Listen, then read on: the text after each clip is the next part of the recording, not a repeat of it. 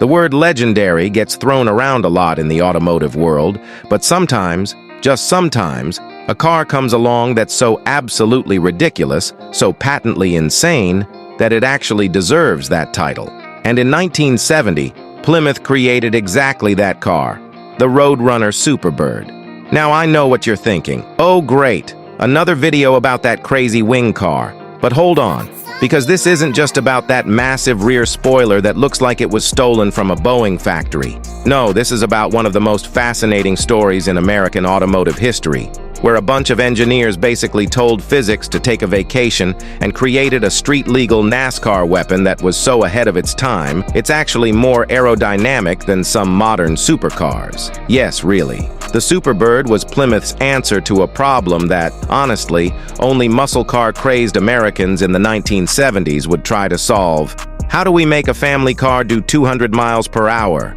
And boy oh boy did they come up with something special. But before we dive into this wild tale of aerodynamics and horsepower, let's cover some background on why Plymouth decided to strap a wing the size of a park bench to the back of their Roadrunner in the first place.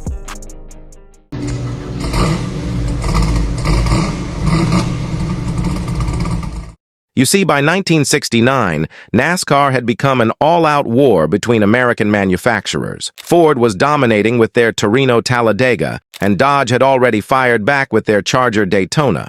But Plymouth? They were getting absolutely destroyed on the high-speed ovals. And back then, the old saying, "win on Sunday, sell on Monday," wasn't just a catchy phrase. It was literally how these companies moved metal off dealer lots. So Plymouth decided to do something that was, frankly, certifiably insane. They took their Roadrunner, a car that was already pretty wild in its own right, and turned it into something that looked like it belonged in a Looney Tunes episode. But the crazy thing, every single bizarre-looking piece of this car was actually backed by serious engineering.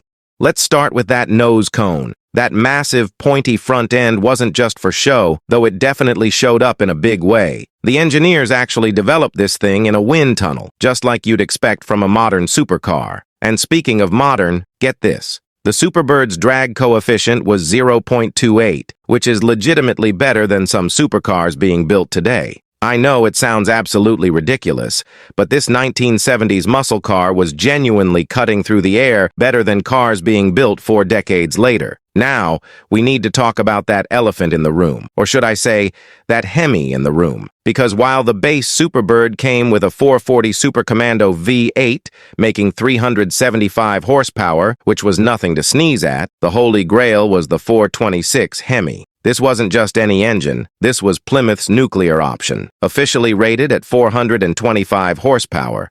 But let's be real here, that number was quite highly underrated. In reality, these engines were pushing closer to 550 horses when they were really breathing. And this is where things get really interesting. Plymouth had to build these cars for the street to meet NASCAR's homologation rules. The rule book said they needed 1,920 cars built and sold to the public. Now, imagine walking into a Plymouth dealer in 1970 and seeing this thing sitting there. That massive wing wasn't just for show either. It was actually designed to be exactly that height so the trunk could still open. Talk about form-following function. But here's the part that really blows my mind. Dealers couldn't give these things away when they were new. I mean, think about it. You're trying to sell what looks like a road-going spaceship to people who just want a normal muscle car. Many Superbirds sat on dealer lots for months.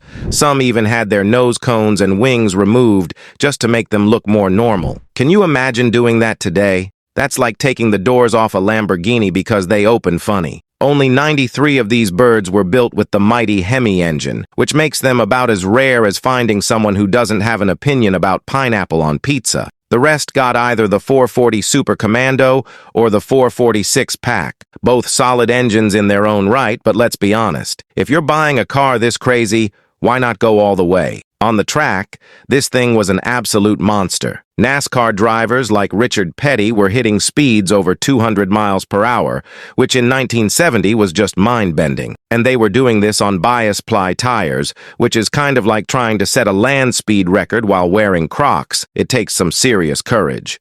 After dominating the 1970 season, NASCAR changed the rules for 1971. They basically said, hey, These aero cars are too fast, so we're going to restrict engine sizes for them. It was like bringing a knife to a gunfight, and just like that, the Superbird's racing career was over almost as quickly as it began. And those cars that dealers couldn't give away in 1970, they're now some of the most valuable muscle cars on the planet. We're talking serious money here, like sell your house and maybe one of your kids' money. A Hemi Superbird in good condition today will easily fetch over $1 million at auction. Just a few months back, one sold for $1.65 million.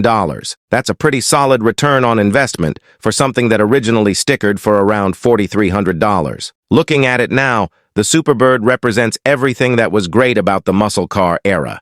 It was excessive, it was outrageous, and it was built for one purpose: to absolutely dominate NASCAR.